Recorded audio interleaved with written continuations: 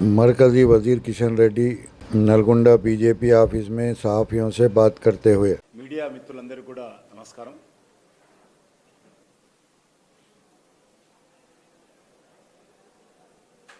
తెలంగాణ రాష్ట్రంలో కాంగ్రెస్ పార్టీ ప్రభుత్వం రేవంత్ రెడ్డి నాయకత్వంలో ఏర్పడి 2 సంవత్సరాలు పూర్తి చేసుకుంటున్న సందర్భంగా ఇటు ప్రభుత్వము మరి విజయోత్సవాల పేరు మీద ముఖ్యమంత్రి గారు అనేక ప్రాంతాల్లో పర్యటిస్తూ ఉన్నారు।